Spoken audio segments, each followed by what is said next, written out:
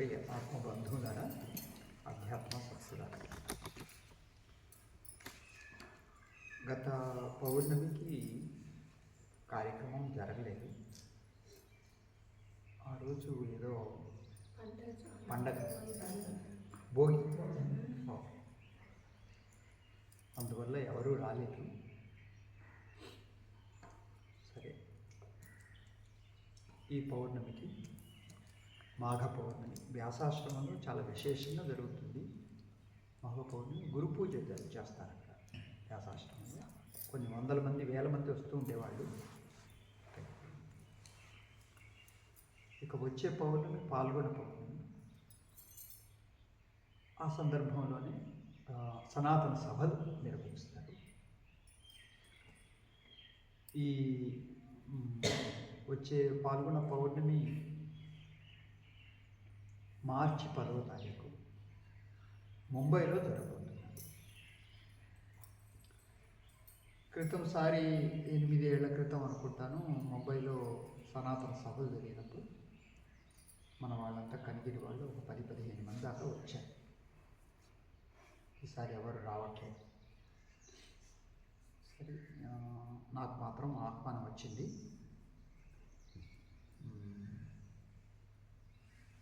So మొదటి రోజు, మొదటి పూట, మొదటి ఉపన్యాసం నాదే. అక్కడ ఏమి చెప్పబోతున్నానో ఈరోజు మీకు దాన్ని చెప్పబోతున్నాను, అందిస్తున్నాను.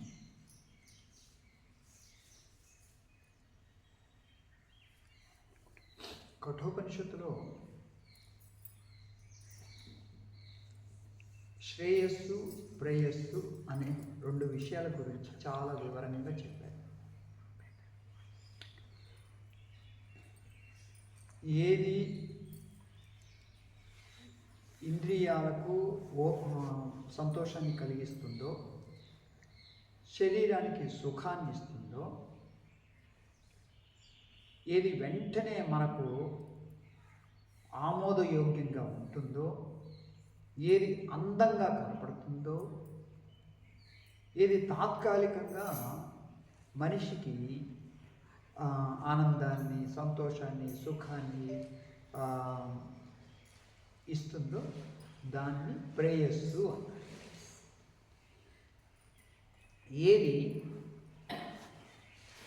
అందంగా కనపడదో, బహుదూర గమ్యమో, కష్టతరంగా ఉంటుందో, కానీ మంచిని కలగజేస్తుంది, కళ్యాణాన్ని కలగజేస్తుంది, క్షేమాన్ని కలగజేస్తుంది, అయిష్టంగా ఉంటుంది, దాన్ని శ్రేయస్సు. ప్రేయస్సును గురించి ఎవరు పెద్దగా ప్రోత్సహించకపోయినా కానీ అందులోకి మనము ప్రవేశిస్తాము, ఆకర్షితులమవుతాము, పరిగెత్తుతాం. అదే ప్రేయస్సు అనేసరికి, శ్రేయస్సు అనేసరికి మనకు అంతగా ఆకర్షణ ఉండదు. చెప్పకపోయినా కానీ ప్రేయస్సు వైపు వెళ్తాము, చెప్పినా కానీ ఇటువైపు రాము. సో ఇప్పుడు మీకు ఒంటికి దురద వచ్చింది, గోక్కుంటాం. గోక్కోవద్దు, మంచిది కాదు అని నిగ్రహించుకుంటేనేమో అది శ్రేయస్సు, గోక్కుంటేనేమో అది ప్రేయస్సు. సో మరలా గోక్కుంటూనే ఉంటాం. దీనికి ఎంతో సెల్ఫ్ విల్ కావాలి, ఏది నిగ్రహించుకోవడానికి.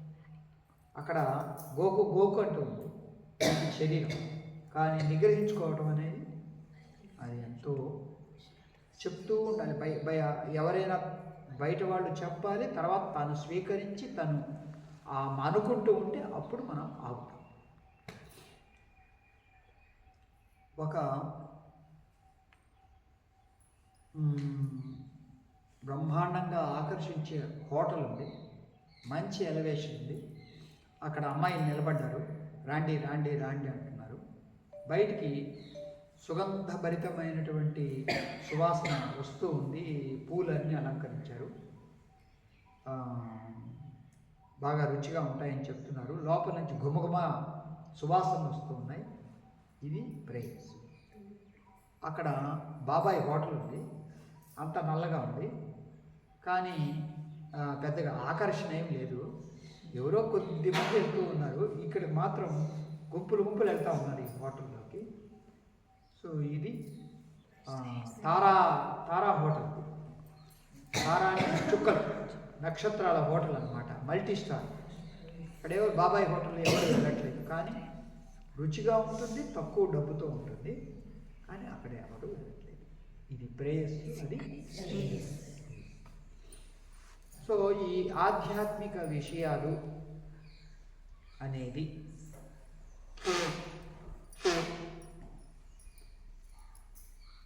ఏనాడైనా కానీ చాలా తక్కువ మందికి ఆసక్తి ఉంటుంది, కానీ చాలా శ్రేయస్సును కలుగజేసేది, మనిషికి శాంతినిచ్చేది, ఆరోగ్యాన్ని ఇచ్చేది, జ్ఞానాన్ని ఇచ్చేది, వికాసాన్ని ఇచ్చేది ఏది అంటే ఈ ఆధ్యాత్మికమే.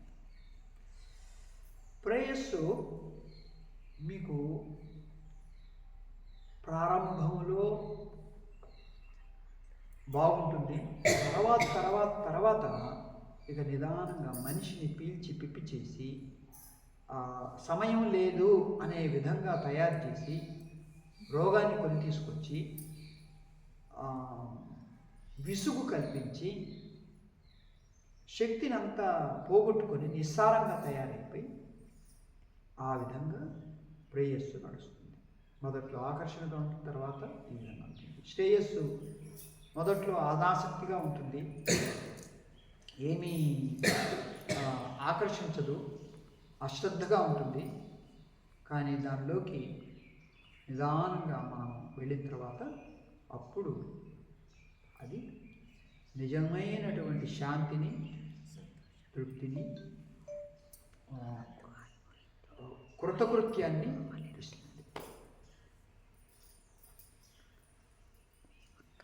భగవద్గీతలో ఈ అధ్యాయంలోని ఈ శ్లోకం చెప్పండి. ప్రసాదే సర్వదుఃఖానాం హానిరస్య ఉపజాయతే ప్రసన్న చేతసో యాశు బుద్ధి పర్యవతిష్టతి. ఈ అధ్యాయం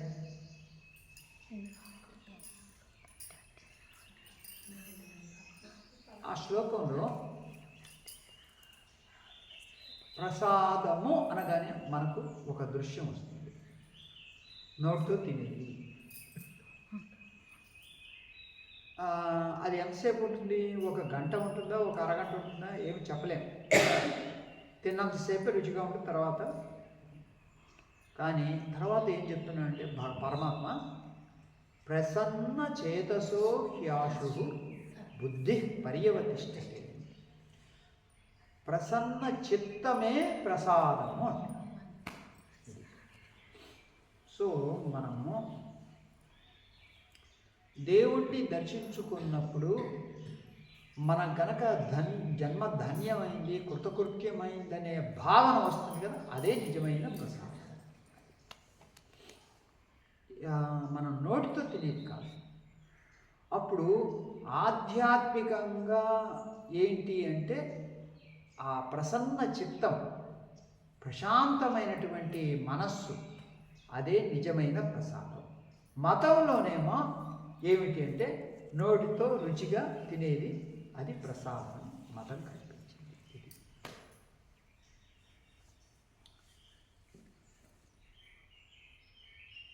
ప్రియ ఆత్మబంధువులరా, రెండు ప్రకృతులు ఉన్నాయి. ఒకటి బాహ్య ప్రకృతి, ఇంకొకటి అంతఃప్రకృతి. బాహ్య ప్రకృతి నీ ఆధీనంలో లేదు, ఎందుకు అంటే నువ్వు సృష్టించలేదు. అంతఃప్రకృతి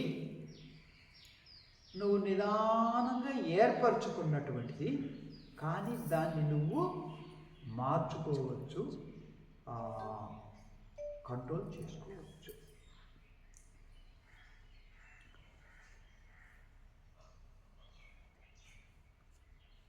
బాహ్య ప్రకృతిని అందరూ పట్టించుకోరు, అందులో పడి కొట్టుకుపోతూ ఉంటారు, ప్రవాహంలో కొట్టుకుపోయినట్టుగా.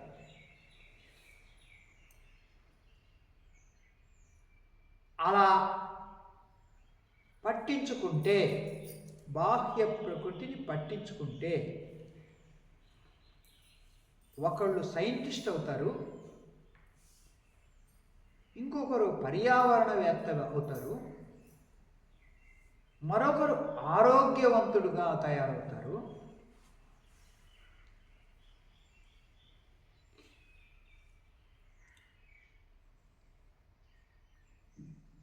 మరొకరు సమాజ సంస్కారవంతుడుగా అవుతాడు. ఇక అంతర్ప్రకృతిని గమనిస్తే ఒకరు జ్ఞానిగా అవుతారు, మరొకరు యోగిగా అవుతారు,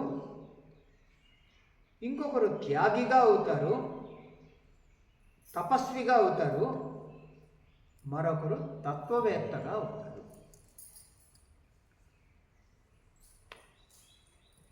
వీళ్ళందరూ ఒకరిలో ఎవరిలో అయినా కనపడతారా అంటే ఉన్నారు, ఒకరిలో ఉన్నారు, వారే సద్గురు మహర్షి మలయాళ స్వామి.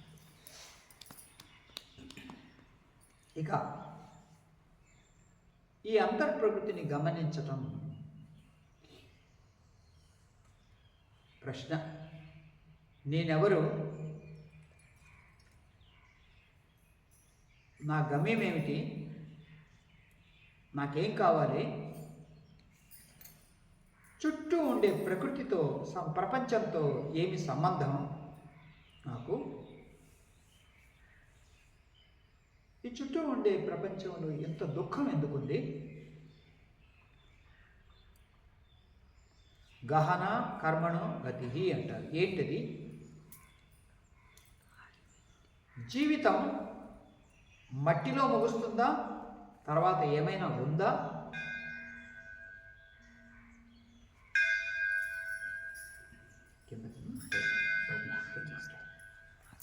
తర్వాత ఏమైనా ఉందా, పుణ్యపాపాలు అంటున్నారు, ఏంటిది? ఈ ప్రశ్నల విచారణ మాలికే ఆధ్యాత్మిక సాధన. ఈ విచారణకంతా మూల ప్రశ్న ఏమిటి అంటే నేనెవరు. మూల ప్రశ్న నేనెవరు. దానికి సమాధానంగా మన వైదిక ఋషులు స్పష్టంగా సమాధానం చెప్పారు. అదే అహం బ్రహ్మాస్మి, బృహదారణ్యోపనిషత్.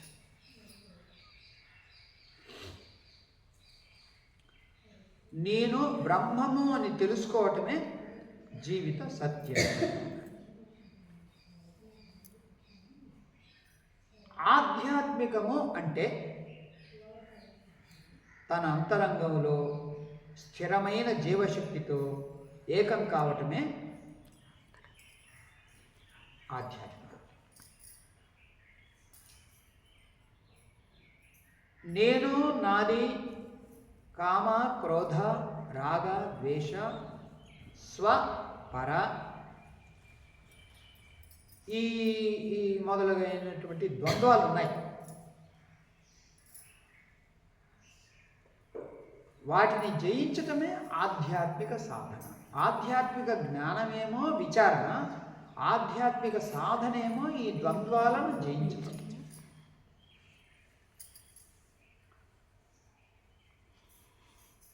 ఈ పువ్వులో ఉన్నటువంటి పరిమళం, గుడ్డులో ఉండే పిట్ట, చెరుకులో ఉండే తీపిలాగా, మిరపలో ఉండే కారంలాగా, వేపలో ఉండేటువంటి చేదులాగా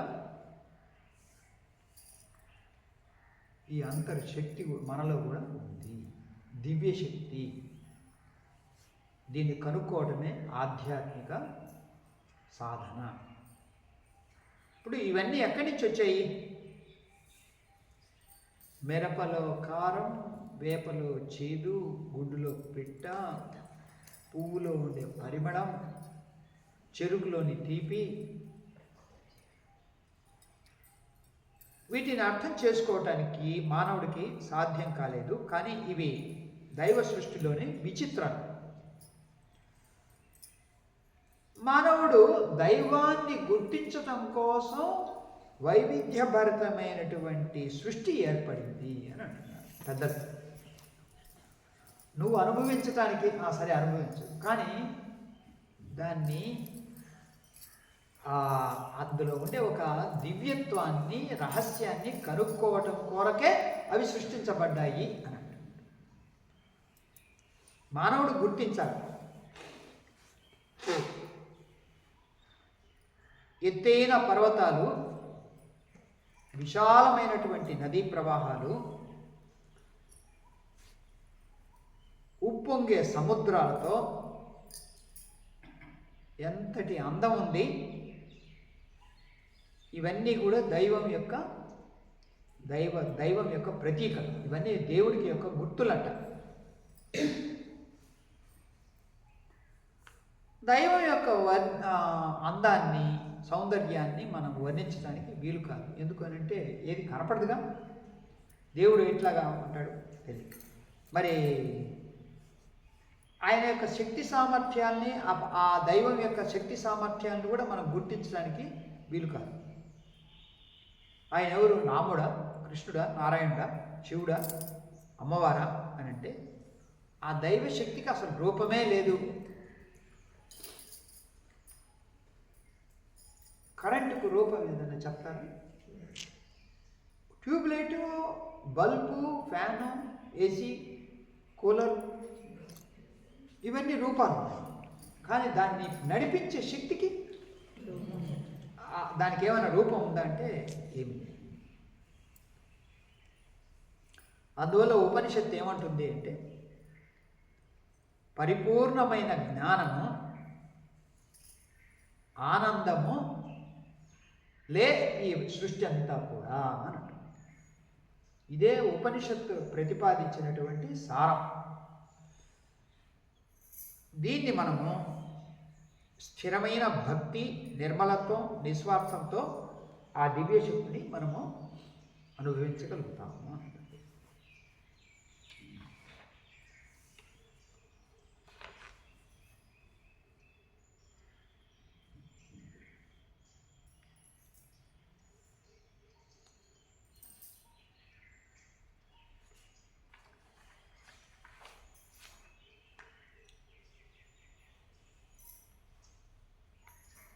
ఇక్కడ కొంచెం టాపిక్ కొద్దిగా వేరుగా ఉన్నట్లుగా ఉంటుంది, మీరు కలుపుకోవాలి. ఇప్పటి వరకు చెప్పిన దానికి భిన్నంగా.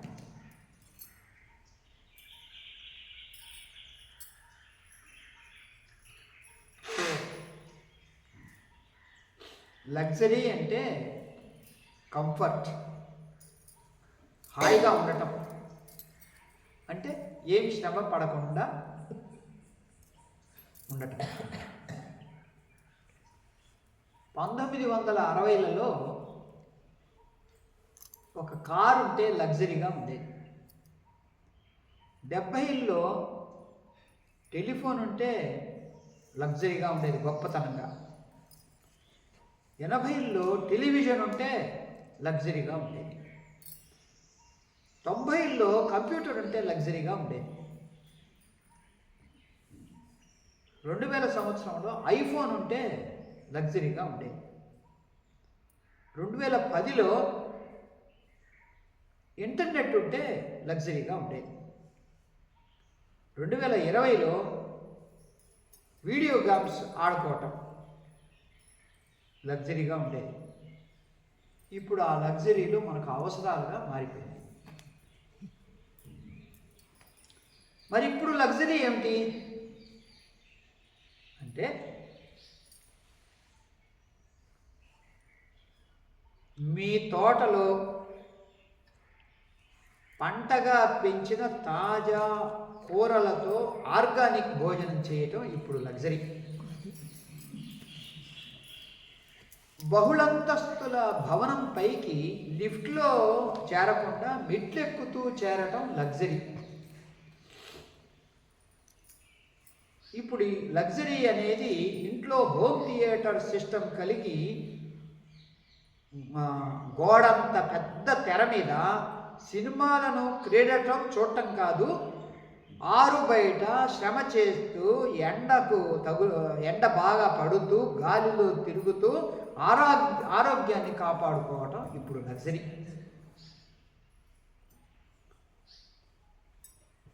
లగ్జరీ అనేది ఆరోగ్య నిపుణుడిని అంటే స్పెషలిస్ట్ని కలిసి ఆసుపత్రిలో ఖరీదైన చికిత్సను పొందటం కాదు, మందులు వాడని వైద్యుడు అవసరం లేని జీవిత విధానాన్ని అవలంబించటం, ఆరోగ్యం, ఆనందం, ప్రేమగల కుటుంబం, ప్రేమగల స్నేహితులతో గడపటం, కాలుష్యం లేని ప్రదేశంలో నివసించటం ఇప్పుడు లగ్జరీ. కుటుంబంతో కలిసి ఉండే పిల్లలు ఒక లగ్జరీ, శుద్ధమైన నీరు ఒక లగ్జరీ, ఎండ అనేది లగ్జరీ, హాయిగా నవ్వగలగటం ఒక లగ్జరీ. ఇన్సూరెన్స్ పుష్కలంగా ఉన్నా కానీ భద్రత ఒక లగ్జరీగా మారింది, దాన్ని నీలోనే కనుగొనటం లగ్జరీ. దేవాలయాలు ఎన్నో ఉన్నా నమ్మకం అనేది లగ్జరీ.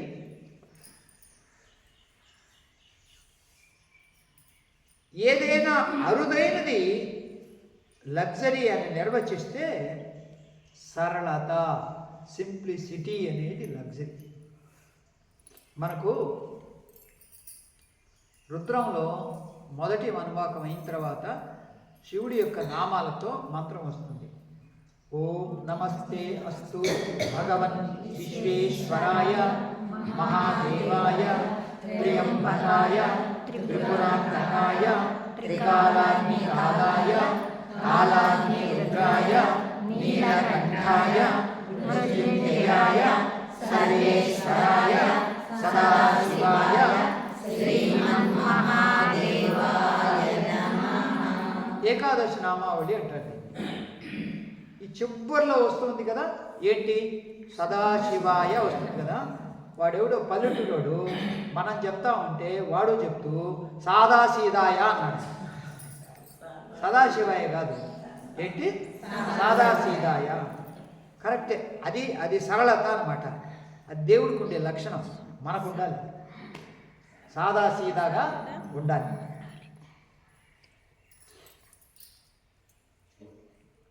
ఓర్పు, వినయం, సహనం, అర్థం చేసుకోవటం, క్షమించగలగటం, నిజాయితీ, ఇవి కొత్త లగ్జరీలు మానవుడికి. చివర్లో అన్నిటికన్నా ముఖ్యమైన లగ్జరీ ఏమిటంటే, ఎప్పటికీ మాసిపోయిన లగ్జరీ ఏమిటంటే, ఎవరు వాల్యూడ్ లగ్జరీ ఏమిటి అని అంటే, నీలో నీవు ఉండటం. ఇదే ఆధ్యాత్మిక జ్ఞానం. ఇది సాధన ద్వారానే వస్తుంది. కనీసం రోజుకు 1 గంటైనా కూర్చోండి. క్వాలిటీ టైం అంటే ఏమిటి అని అంటే, నీవు ఇతరుల కోసం గడపటం, వ్యాపారం కోసం గడపటం, తిండి కోసం గడపటం, సినిమా కోసం గడపటం, బయట స్నేహితుల కోసం గడపటం, అవన్నీ కూడా అన్వాల్యూడ్. నీ కోసం నీలో నీవు గడపటమే value. Quality time. Quality time. రోజు ఉదయం 3-3:30 మధ్య లేస్తాను. ఈరోజు 3:15 కూర్చున్నాను. సో 6:30-7 వరకు నాతోనే నేను గడిపాను. అది క్వాలిటీ టైం.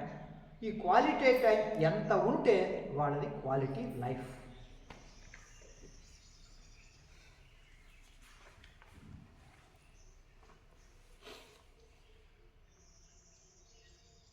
ఒక పరమహంసను తలుచుకొని బెంగాల్ రాష్ట్రం భావుకతలోకి వెళ్ళిపోతుంది. ఒక గురువును స్మరించి పంజాబీ రాష్ట్రం పరవశించిపోతుంది కృతజ్ఞతతో. ఎవరిని తలుచుకొని భారతదేశం దేశభక్తితో ఉప్పొంగుతుందో అతడే సుభాష్ చంద్రబోస్. ఎవరిని స్మరిస్తే కేరళ రాష్ట్రం కృతజ్ఞతతో నిండిపోతుందో వారే నారాయణ గురుదేవుడు. ఎవరిని స్మరించినంత మాత్రాన తెలుగువారు భావోద్వేగంతో ఉప్పొంగిపోతారో, ఎవరు చరాచర సుఖాభిలాషో, ఎవరు ఆంధ్రదేశోద్ధారకులో, ఎవరు దీనజనోద్ధరణలో, ఎవరు ఆంధ్రదేశ ఆధ్యాత్మిక జ్యోతియో,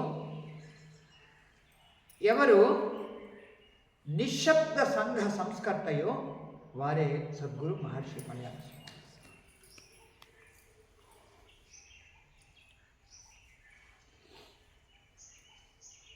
ఆధునిక భారతదేశంలో 3 గ్రంథాలు ఎందరికో ప్రేరణనిచ్చాయి.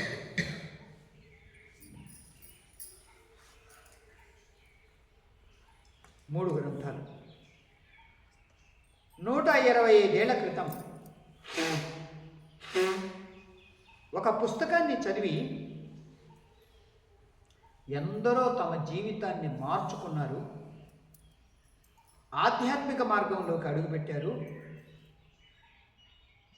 అదే జీవబ్రహ్మైక్య రాజయోగ సారాంతం.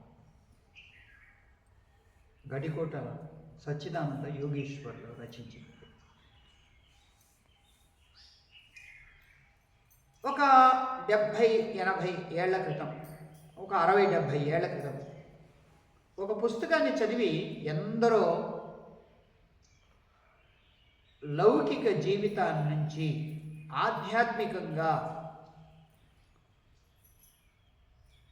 ఆధ్యాత్మికాన్ని స్వీకరించి నివృత్తి మార్గంలోకి అడుగుపెట్టారు. అది ఒక యోగి ఆత్మకథ.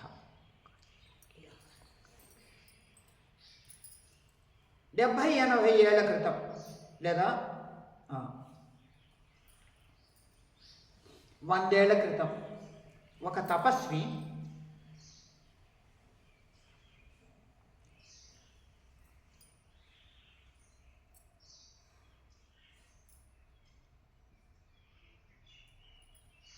ఒక మహర్షి వ్రాసిన గ్రంథాన్ని చదివి ఎందరెందరో తమ జీవితానికి వెలుగునిచ్చి తమ జీవితాల్లో పరమార్థాన్ని కనుక్కొని పరమశాంతిని పొంది నివృత్తి మార్గాన్ని స్వీకరించి సన్యాసులై ఆంధ్ర రాష్ట్రం ఆధ్యాత్మిక కేంద్రంగా మార్చినటువంటి గ్రంథం శుష్క వేదాంత తమో భాస్కరం.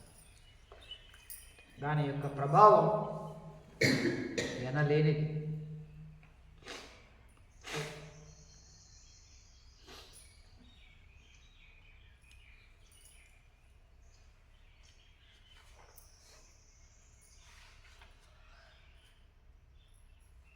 స్వాతంత్రం నా జన్మ హక్కు అని ఎలుగెత్తి చాటారు ఒక స్వాతంత్ర సమరయోధుడు, ఆయనే బాలగంగాధర్ తిలక్.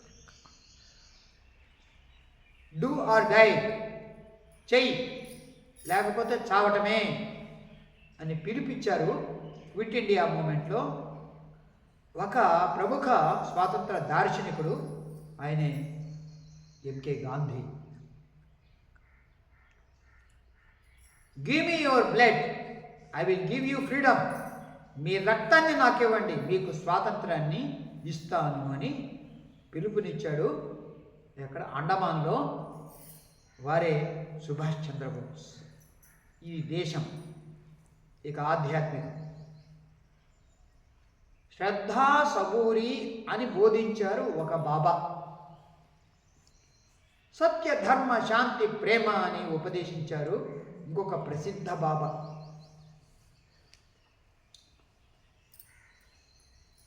సేవించు, ప్రేమించు, ధ్యానించు, ఆత్మజ్ఞానాన్ని పొందు అని చాటారు ఒక స్వామివారు.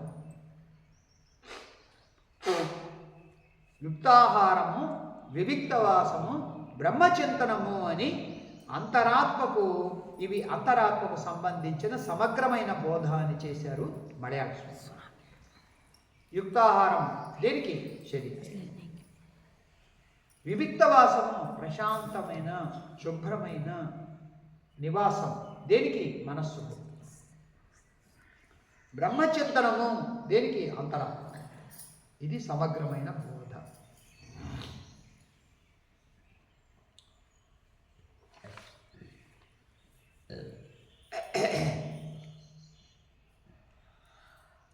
మనకు మన పూర్వీకులు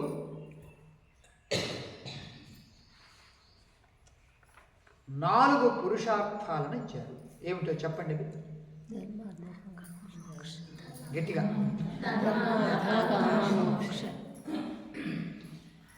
ఎవరైతే శ్రవణం తక్కువగా చేస్తున్నారో వాళ్ళు చెప్తే బాగుంటుంది. 4 ఆశ్రమాలు అందించారు.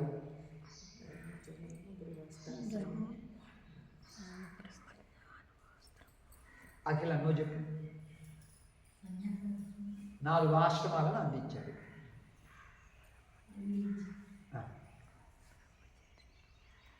కట్టారు కదా, అందించారు. ఏమేంటి?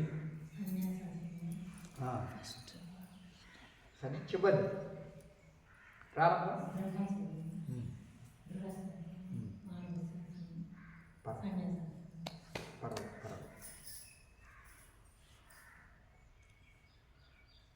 4 జీవిత గమ్యాలను అందించారు. ఇది కొంచెం కష్టం నేను చెప్పడం. ఇది ఎప్పుడో ఒక్కోసారి వస్తుంటుంది. ఇది ఎక్కువ వైష్ణవులు చెప్తూ ఉంటారు, మనం చెప్పేది తక్కువ. జీవిత గమ్యాలను అందించారు. వైష్ణవులు చెప్తూ ఉంటారు. ఇది సాలోక్యము, సారూప్యము, సామీప్యము, సారూప్యము, సాయుధ్యము. మీరు కూడా చాలా సార్లు చెప్పారు స్వామి. 4 ముఖ్య గ్రంథాలను అందించారు. ఏమిటి? మన వేదాంత పరంగా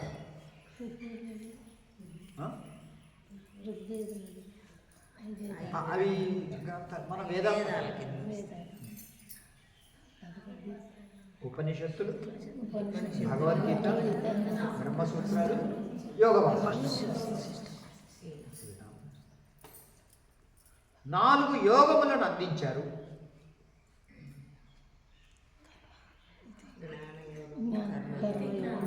మొదట కర్మ నుంచి ప్రారంభించారు.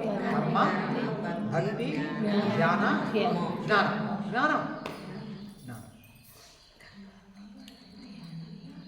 కర్మయోగం నిస్వార్థంగా, స్వార్థం లేకుండా సమాజం బాగుండాలి, అందరూ బాగుండాలి అనే భావంతో చేసేది. కర్మ మీదనే దృష్టించేది, ఫలితం మీద. ఇది కర్మయోగం. అంటే యోగము అని ఎందుకన్నారంటే, అంత ఆ దృష్టితో నువ్వు కర్మ చేస్తే అది నిన్ను బంధించదు, నిన్ను విముక్తుని చేసేది. కాబట్టి దాని కర్మ యోగము. అలా కాకుండా నా కోసం స్వార్థంతో, నా భార్య పిల్లల కోసం నేను చేసుకుంటా ఉన్నాను అనే బుద్ధితో చేస్తే అది కర్మ రోగం. అది కర్మ యోగం కాదు. కర్మ నా కర్మరా అని అంటారు. రెండవది భక్తి యోగం. భజ్ సేవయాం. భజ్ అనేటువంటి ధాతువుకు తిన్ ప్రత్యయం కలవటం వల్ల భక్తి అనే ఒక పదం ఏర్పడింది. భజ్ అంటే సేవించుట. ఎలా? శరీరంతో సేవ చేయటం, వాక్కుతో పలకటం, మనస్సుతో ఆడటం. ఈ 3 కరణాలు ఉన్నాయి మనకు. శరీర, వాక్, మనస్సు. ఈ 3టితో భగవంతుడిని తలుచుకోవటం. ఇది భక్తి. శరణాగతి కూడా అంటారు వాళ్ళు. మూడవది ధ్యానయోగం. సో నిరంతరము కూడా ఒకే కేంద్రం వైపు మనస్సు ప్రవహించటమే ధ్యానం. ఒక నిరంతరం అంటే ఇప్పుడు ఒక 40 నిమిషాలు మినిమం, ఒక 5 నిమిషాలు ప్రవహించింది, ఎక్కడికో వెళ్ళిపోయింది. అప్పుడు 5 నిమిషాలను ఏమంటారంటే ధ్యాస అంటారు, ధ్యానం అంటారు. అదే 5 నిమిషాలు 10 నిమిషాలు 20 నిమిషాలు 30 నిమిషాలు 40 నిమిషాలు కంటిన్యూస్గా అనుస్యూతంగా దారంలాగా కనుక ప్రవహించింది అంటే స్రోతస్సులాగా, అప్పుడు అది ధ్యానము అంటారు.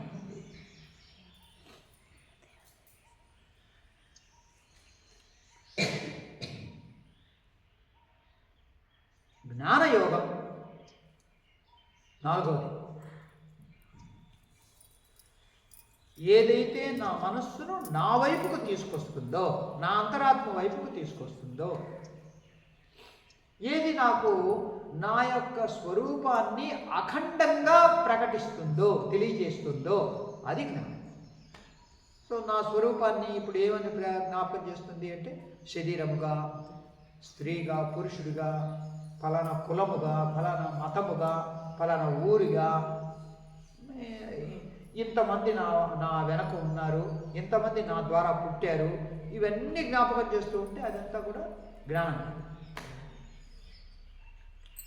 నీ స్వరూపాన్ని అఖండముగా ఏదైతే తెలుపుతుందో, అనంతముగా ఏదైతే తెలుపుతుందో, సత్తు చిత్తు ఆనంద స్వరూపంగా ఏదైతే తెలుపుతుందో అది ఏ జ్ఞానం. అందువల్ల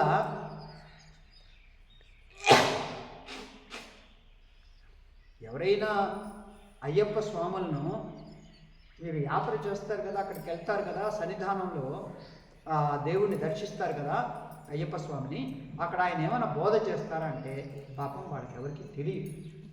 ఏదో వెళ్తారు, ఇరుముడి అక్కడ ఇచ్చేస్తారు, కొబ్బరికాయ పగలగొట్టి ఇరుముడి అక్కడ ఇచ్చేస్తారు, ఇక తిరుగుముఖం పడతారు, అంతే. జ్ఞానం తెలియదు, జ్ఞానం వైపు లేదు మనస్సు ఎవరికి కూడా, కానీ అక్కడే ఉంది. అయ్యప్ప స్వామికి ఇరువైపులా తత్వం ఆ పరమాత్మ స్వరూపమే నీవుగా అయి అవుతావు కదా, ఇది జ్ఞానం. అందువల్ల అయ్యప్ప స్వామి ఏమి చెప్తున్నారండి అంటే ఉత్కృష్టమైనటువంటి జ్ఞానాన్ని మనకు బోధిస్తున్నారు.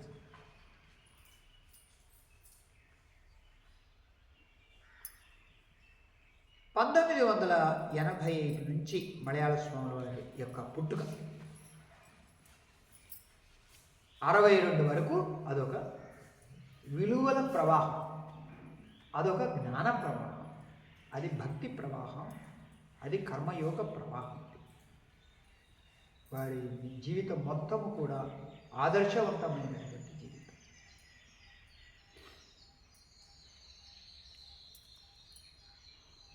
1913 నుంచి 26 వరకు అది పవిత్ర తపస్సుల యొక్క పర్వతం, తపస్సు యొక్క పర్వతం అది. 1926 నుంచి 62 వరకు అది జ్ఞాన ప్రవాహం, సేవా ప్రవాహం, బోధనా ప్రవాహం.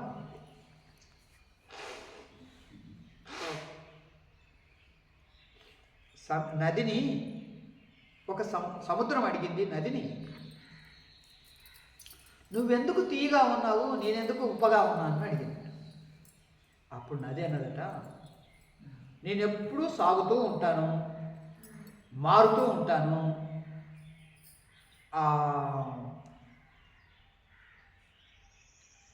సాగుతూ అందరికీ నాలో ఉండేది అందిస్తూ ఇతరుల యొక్క జీవితాలకు సహకరిస్తూ నన్ను నేను అనంతంలో కలుపుకుంటాను, కాబట్టి నేను తీయగా ఉన్నాను.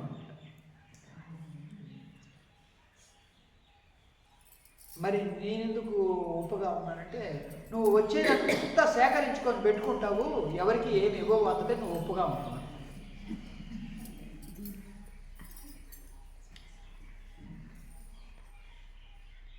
ఒక చైనీస్ రచయిత the sky gets dark slowly అని ఒక పుస్తకం రచించాడు. ఆకాశం నిదానంగా నల్లగా అవుతుంది అని. ఈ ఆకాశం ఏదో కాదు, మన జీవితమే. ఇది ఎలా దుఃఖంగా దిగులుగా మారుతూ ఉంది అనేది ఆ పుస్తకం యొక్క సారాంశం. ఏది? మన జీవితం. కానీ ఎవరు ఆధ్యాత్మిక సారాన్ని గ్రహించి నేను ఈ భౌతిక శరీరాన్ని కాదు అనంతమైన ఆత్మను అని గ్రహిస్తారో, ఆధ్యాత్మిక అనుభూతిని పొంది ఉంటారో, వారి జీవితం ఒక వెలుగులు వెలజల్లేదిగా, కాంతులు వెలజల్లేదిగా, సముద్రం ఒడ్డున ఉండే లైట్ హౌస్ సుదూరంగా వెళ్ళేటువంటి ఓడలకు మార్గదర్శకంగా నిలుస్తుందో అలా మన జీవితం కూడా నిలుస్తుంది. ఉపయోగించుకోవలసిన విధంగా ఉపయోగించుకున్నప్పుడు కనుక్కోవలసిన దాన్ని కనుక్కోవాలి. అలా లేకపోతే ఊరికనే అంతే.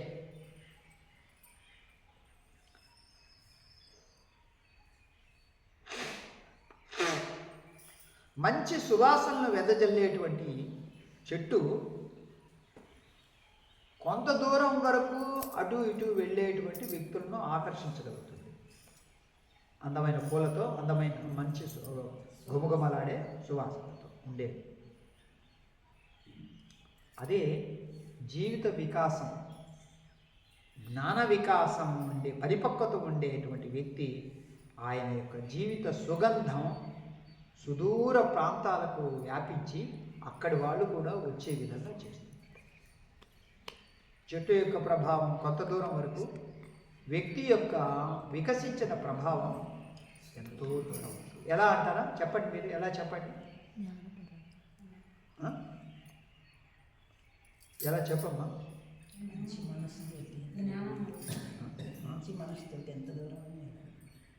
కాదు,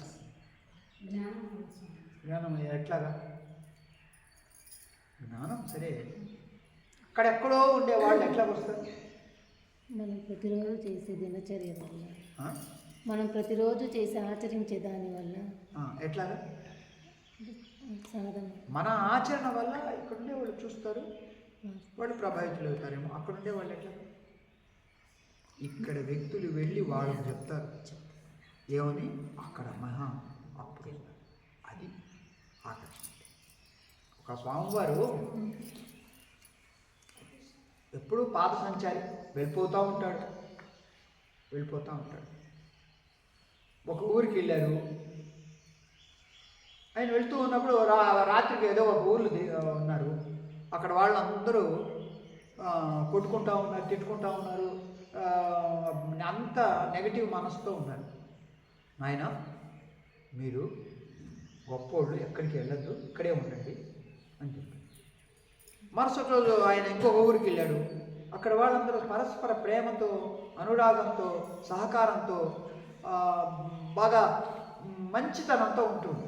నాయన, మీరు ఈ ఊర్లో ఉండకూడదు, మీరందరూ వెళ్ళిపోండి, ఇక్కడ వద్దు, మీరు వెళ్ళిపోండి అంటే. మరుసటి రోజు వెళ్తూ ఉన్నప్పుడు శిష్యుడు వెళ్తే, ఏం స్వామి, వాళ్ళకేమో అట్లా చెప్పారు, వీళ్ళకేమో ఇట్లా చెప్పారు అని అంటే, ఒరే, ఆ చెడ్డోళ్ళు ఎక్కడికైనా పోతే మళ్ళీ వాళ్ళని కూడా చెడిపేస్తారు, ఈ మంచోళ్ళు ఎక్కడికైనా వెళ్తే వాళ్ళని కూడా మారుస్తారు, అందుకని వీళ్ళని వెళ్ళిపోమన్నాను, వాళ్ళని ఎక్కడికి వెళ్ళొద్దాను అని చెప్పారు.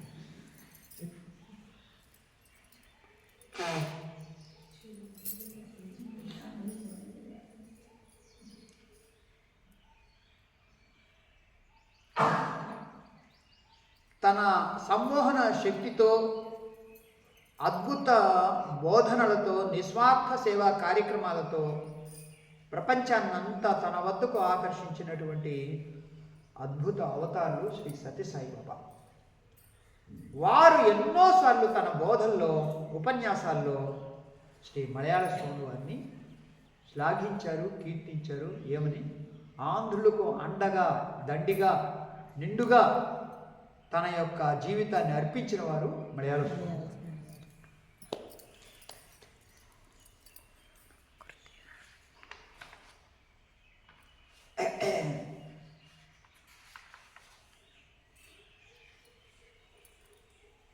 జ్ఞానానికి ప్రతిబంధకాలు ఏవి?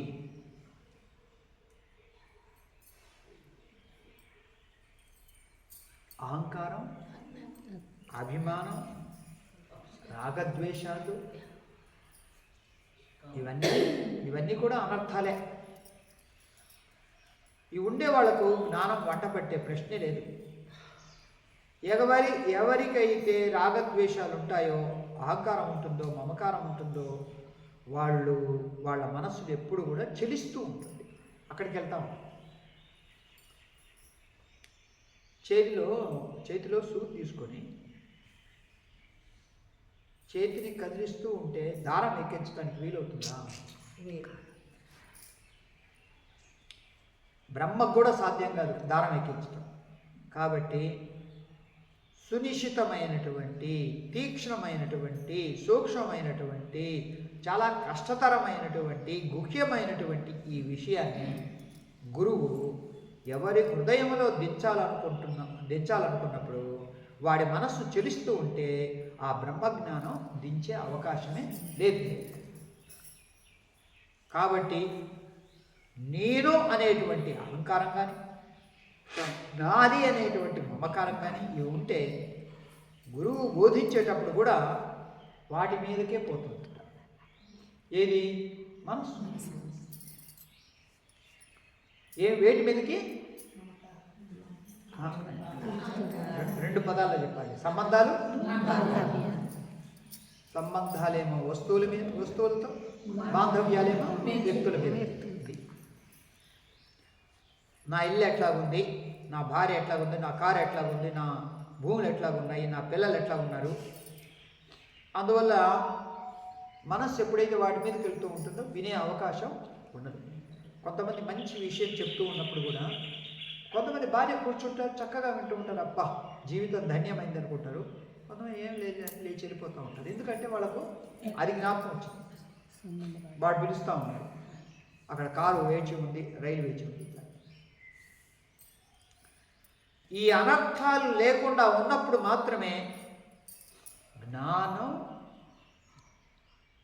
కుదురుతుంది, స్థిరంగా నిలబడుతుంది. Please understand.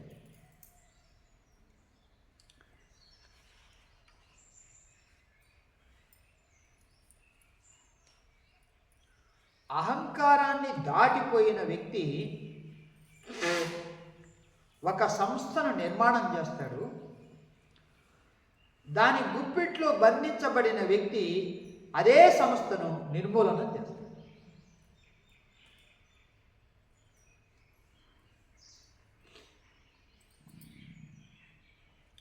చదువు విలువ తెలియని వారి చేతిలో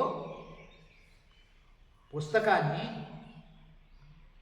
మనస్సు లేని వాడి చేతిలో జీవితాన్ని ఉంచకూడదు. ఎందుకంటే ఇద్దరు వాటితో ఆడుకుంటారే కానీ వాటిని గౌరవించరు.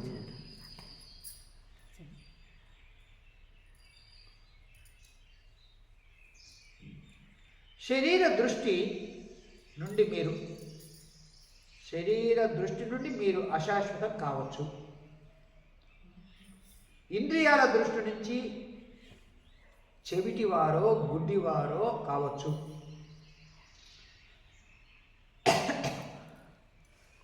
మనస్సు అనే దృష్టి నుంచి మీరు చంచలం కావచ్చు. మరియు బుద్ధి దృష్టి నుంచి అవివేకులుగా, తెలివి తక్కువ వారుగా ఉండొచ్చు. కానీ నేను అనే దృష్టి నుంచి శరీర, ఇంద్రియ, భావోద్వేగాలు, జ్ఞానం, జ్ఞాపకాలు, స్మృతులు, అజ్ఞానం వీటిని గమనిస్తున్నాను, వాటిని మరియు నన్ను తెలుసుకుంటున్నాను అంటే మీరు శుద్ధ జ్ఞానము, శుద్ధ చైతన్యము, శుద్ధ ఎరుక అని తెలుసుకోండి.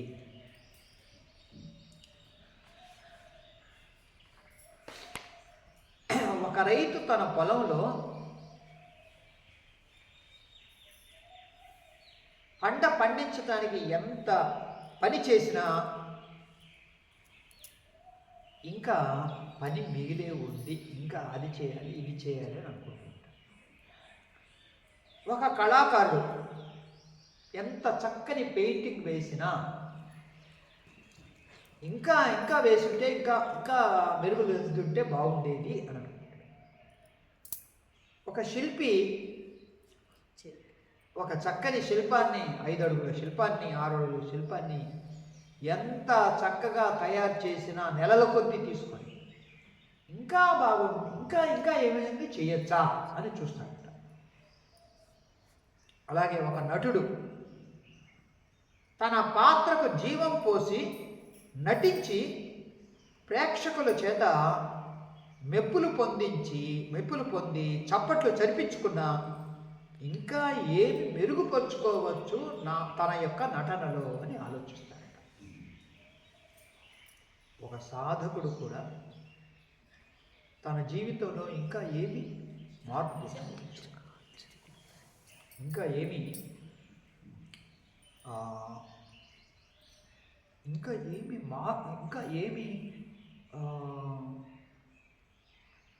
అంతర్ముఖం కావచ్చు.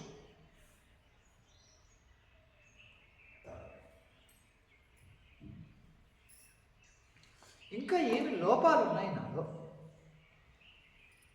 అని ఆలోచిస్తాను. ఇది సాధకుడు చేసేటువంటి పని.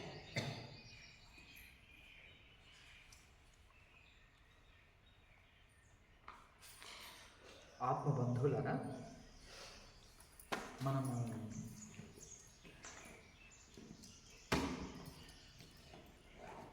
ఆధ్యాత్మిక జీవితం అనేది చాలా అరుదైన వస్తువుగా తయారైంది. బాహ్యమైనటువంటి ప్రపంచం ఆకర్షణగా తయారయ్యే కొద్దీ ఈ సైన్స్ టెక్నాలజీ అభివృద్ధి చెంది సంపద సృష్టి ముబ్బడిగా తయారయ్యేసరికి మానవుల యొక్క ఆరోగ్యము దెబ్బతింటుంది, మరియు ఆధ్యాత్మికం ఇంకా ఇంకా దూరం అయిపోతుంది. అందరికీ అదే కనపడుతుంది. కనుక మీరు కొద్దిమందిగా కానీ దీని విలువ మాత్రం ఎక్కడికి పోతుంది. ఎందుకనంటే నది ఎన్ని పాయలుగా అయిపోయినా, ఎన్ని వంపులు తిరిగినా చివరికి చేరాల్సింది. మానవుడి యొక్క జీవిత గమ్యం కూడా ఈ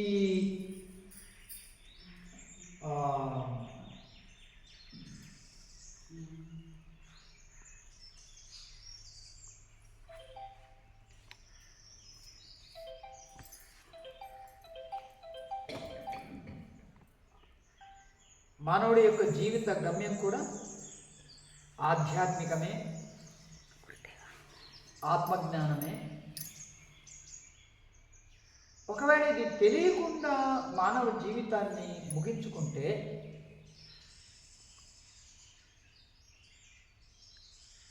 ప్రయస్సులోనే పయనించి